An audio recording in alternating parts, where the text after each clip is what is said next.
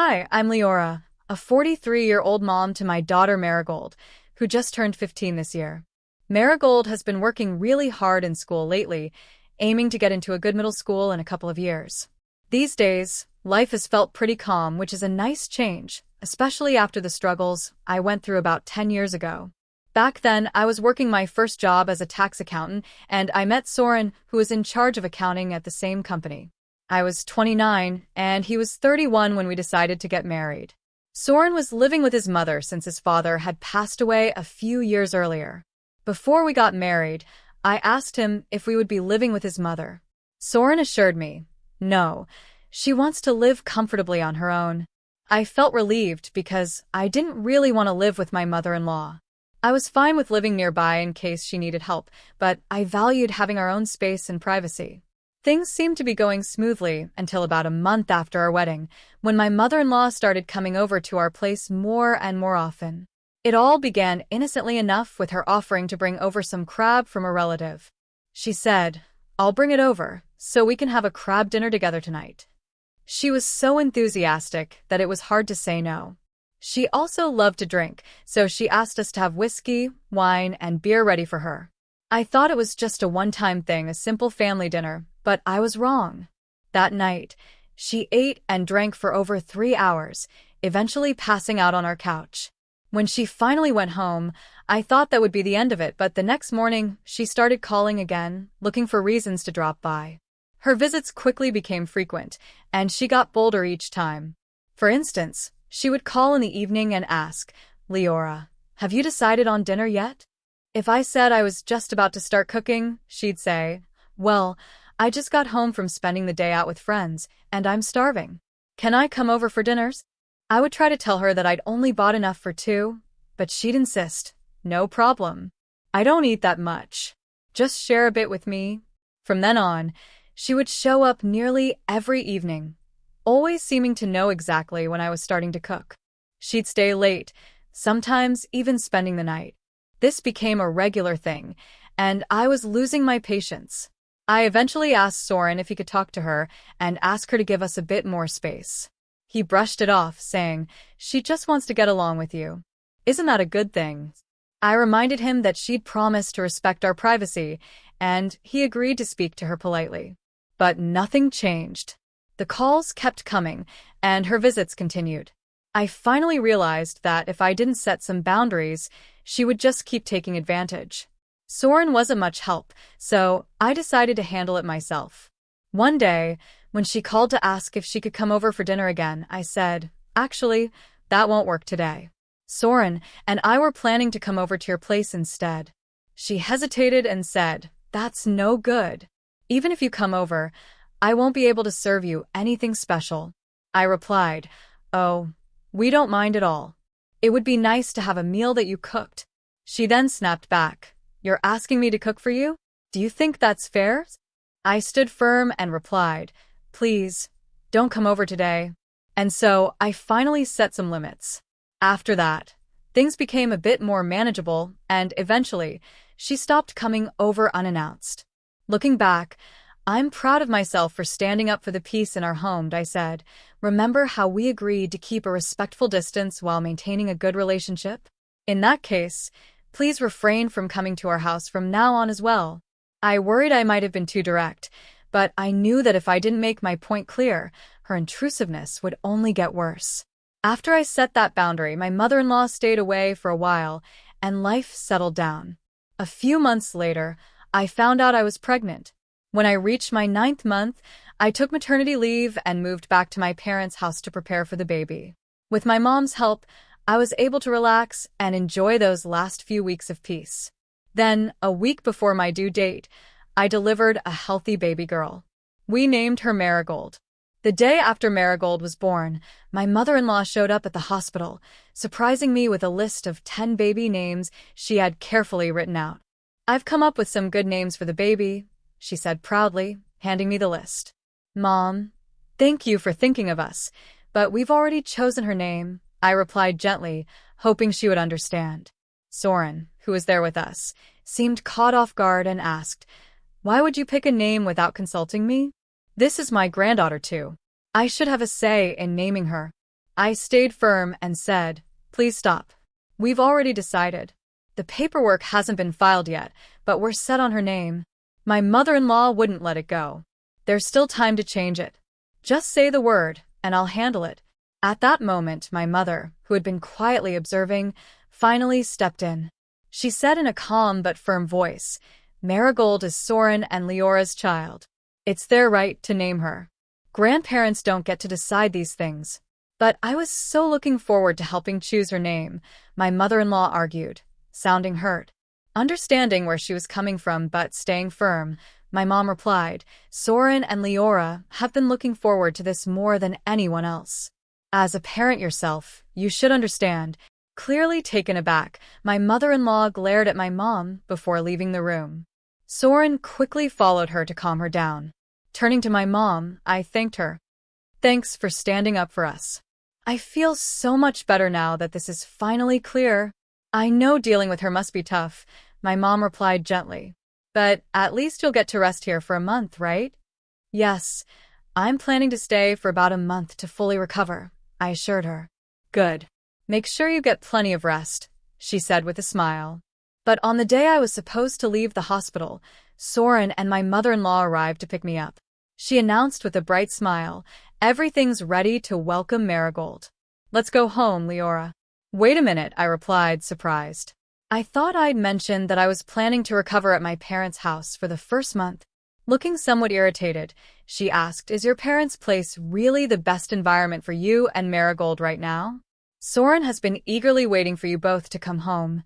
My mother stepped in and said, "Leora is still recovering, and I'm here to take good care of her and the baby. I live nearby, so she's in good hands. There's no rush." But my mother-in-law wouldn't let it go. "Now, Leora, hurry up and get ready. I'm not leaving until you're packed." Soren, who had been awkwardly silent, finally spoke up. "I want Leora and Marigold home too, but she's still recovering and needs help with the housework." He glanced at his mom, adding, "We'll manage," and Mom said she'd help us out for a while. But my mother-in-law didn't give up. She said, "Leora, you've already relied on your mother so much during the pregnancy. Don't you think it's selfish to burden her even more?" At that point, I felt stuck. My mom had told me not to worry, but I knew that if I insisted on staying with my parents, my mother-in-law might hold a grudge and make things even harder for us later. So, to avoid more tension, I decided to go back to my own home instead. However, I quickly realized I might have made the wrong choice. The very next day, my mother-in-law showed up as if she'd been waiting for her chance. "Marigold, Grandma's going to hold you now," she said, reaching for the baby. "Please don't wake her. She just fell asleep," I whispered, trying to keep the peace. "Oh, it's fine," she replied, brushing off my concerns as she cradled Marigold in her arms. That was only the beginning of the challenges to come. "I raised Soren, you know," my mother-in-law said proudly, as she lifted Marigold out of her crib. But as soon as she picked her up, Marigold began wailing loudly. No matter what my mother-in-law tried, the crying wouldn't stop. She sighed and muttered, "Isn't this child a bit high-strung? That's why I asked you not to wake her," I replied, gently but firmly. She huffed and said, "I came over to help, and now you're being harsh with me." I quickly took Marigold back, doing my best to calm her. Once she settled down, I said, "If you're here to help, maybe you could do some shopping and prepare meals. I'm really not able to go out yet." She frowned. "Cooking isn't really my thing," she replied. "I'd rather help with childcare." "I can handle Marigold," I told her. "But if you could manage the other chores, that would be a huge help." "Oh, Leora," she said with a chuckle, "do you plan to monopolize Marigold? I came here to take care of her while you do the housework. If that's the case, could you put her to sleep now?" I asked. My mother-in-law looked at Marigold, who was fussing again, and said, "Do you think she's hungry?" "I just fed her," I answered. "Then her diaper must be wet." "Go on and change it," she suggested. "I already did," I replied, starting to feel frustrated. She shrugged. "Well, if that's the case, there's nothing more I can do," she said, giving up. "I'll come check on you again tomorrow." And with that, she left. As she walked out, I muttered to myself, "Please don't come back. Ever." But that wish didn't come true. From then on, she started visiting nearly every day. Instead of helping, she'd often wake Marigold up from her naps, leaving her fussy and in a bad mood. She would eat whatever meals I managed to prepare, then leave without so much as rinsing a dish. Soren, who I had hoped would support me, would just come home from work, smile at Marigold, and say, "She's so cute," without offering any real help. When I asked him to pitch in, he'd do a half-hearted job that left me with more work to clean up afterward. Exhausted and sleep-deprived, I was at my breaking point. About a month after Marigold was born, Soren actually got up early one morning and said, "I'll watch Marigold, so you can get some rest. You must be tired." "Are you sure?" I asked, grateful but a bit wary. "Will you be okay on your own?" "My mom's coming over soon, so it'll be fine," he reassured me. Hoping for the best, I went back to bed. About an hour later, though, I heard Marigold crying. I tried to ignore it, thinking Soren or my mother-in-law would soothe her. But as the cries grew louder, I couldn't stay in bed anymore. I got up and hurried to Marigold's room. Soren was nowhere in sight. My mother-in-law stood by the crib, looking irritated, while Marigold cried her heart out. "Where's Soren?" I asked, confused. "He left," she replied flatly. "He got a call from a friend or something." "And what are you doing?" I demanded. "Marigold won't stop crying," she complained. "Did you check her diaper?" "Are you asking me to do that?" she replied, annoyed. "It's been ages since I changed a diaper. Now that you're here, hurry up and take care of it." Feeling more frustrated with myself than anyone else, I quickly changed Marigold's diaper, and she started to calm down in my arms. Just as she drifted off, my mother-in-law said, "Oh, she's in a better mood now. Hand her over," and took Marigold from me. Resigned, I went to the kitchen to clean up the dishes that Soren and his mom had probably used. But before I could finish, I heard Marigold fussing again. My mother-in-law was desperately trying to soothe her, saying, "It's Grandma, Marigold. It's Grandma." But the more she rocked Marigold, the louder the baby cried. I tried to step in to calm Marigold, but then something shocking happened. My mother-in-law, clearly frustrated, looked at Marigold and snapped, "Why are you always crying? Your night crying is annoying too. Just shut up." And then, in a burst of anger, she actually smacked Marigold on the head. I gasped, horrified. "What are you doing? Stop it." I screamed, "What are you doing? Stop it." My mother-in-law looked at me defiantly and said, "I'm punishing her because she won't listen. Look, she's quiet now." But as I looked down at Marigold, her little body seemed limp, her arms and legs dangling. She looked like she had lost consciousness. I quickly grabbed Marigold from her arms, panicking. "What the hell are you trying to do? Kill her? If anything happens to Marigold, I won't forgive you," I shouted. Without waiting for her response, I immediately called for an ambulance. As the medics arrived and we rushed Marigold to the hospital, my mother-in-law finally seemed to realize how serious this was.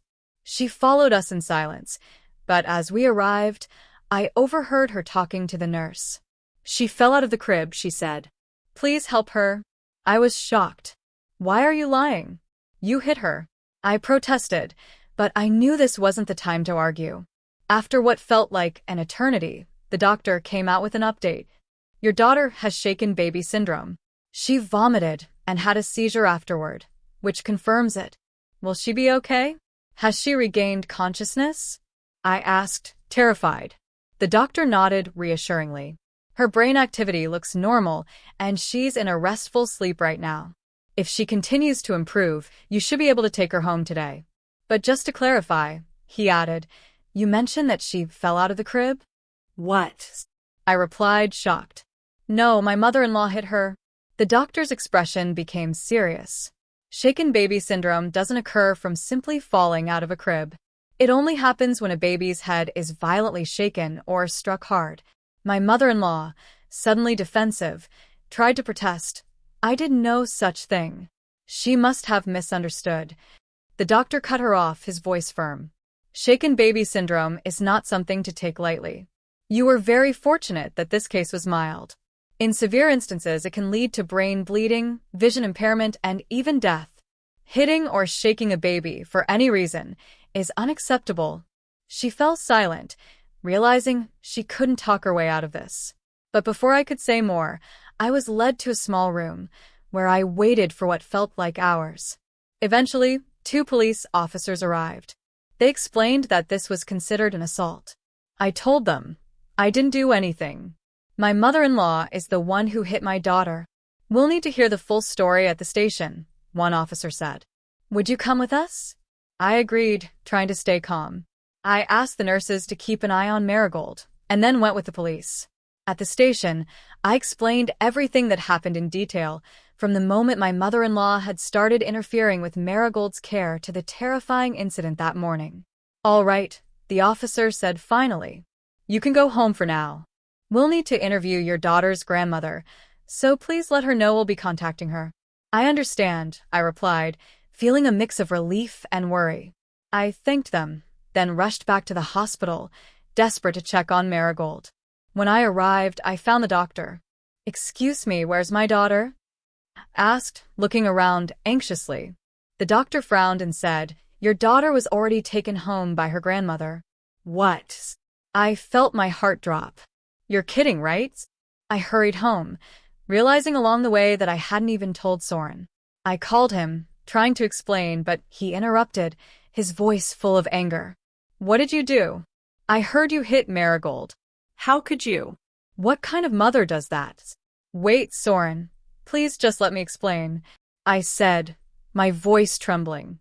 Save it, he replied coldly. I'm coming home. As I stood in the entryway, panic rising, I saw Soren waiting with a stern, almost accusing look. You've got some nerve coming back here, looking so unperturbed, he snapped. How can you face Marigold? Wait, I said, trying to keep my voice steady. There's been a misunderstanding. I didn't do anything. Enough with the lies, he retorted, dismissing my words. My mother told me everything. You were taken in by the police, weren't you? That's because of your mother's lies. She's twisting the whole situation to blame me, I said, desperate for him to understand. But Soren's expression remained hardened. Then, from inside the house, I heard my mother-in-law's voice, cold and unwavering. There's no place for you here anymore. I clenched my fists, determined to reveal the truth. You might not believe anything I say right now, but the truth will come to light soon enough. Can I stay here until then? I asked, holding onto a shred of hope. Soren paused, a bit taken aback. What do you mean? The police will be coming by later. Let's clarify everything while they're here, I replied. At that moment, my mother-in-law hurriedly interjected, I think I'd better go home for today, and moved toward the door. Desperate to prevent her escape, I blocked her way. Just then, the doorbell rang, and the officers arrived. With everyone seated around the table, one of the officers spoke. We've heard the story from Marigold's mother, but it doesn't match what the grandmother told us. We'd like to hear her version of today's events once more. My mother-in-law launched into a shaky retelling, claiming that I had hit Marigold on the head, causing her collapse. But as she continued, her story became increasingly tangled and incoherent. She stammered, unable to answer the officer's questions, and finally broke down in tears. The officer's stern voice cut through the silence. Just to confirm, the one who harmed Marigold was not the mother, but the grandmother. Is that correct? My mother-in-law, unable to hold up her lies any longer, gave a defeated nod. With that, the suspicion against me was completely cleared. I looked at her, my voice steady. If you try to make this worse, I'll sue you for assault. She dropped to her knees, clinging to me, begging desperately. Anything but that, please. Resolutely, I shook off her pleading hands, and the officers led her away, her head hanging in shame. Soren, clearly shaken, tried to defend himself. Mom did it? She promised to help, but instead she hurt Marigold. He looked at me, filled with remorse.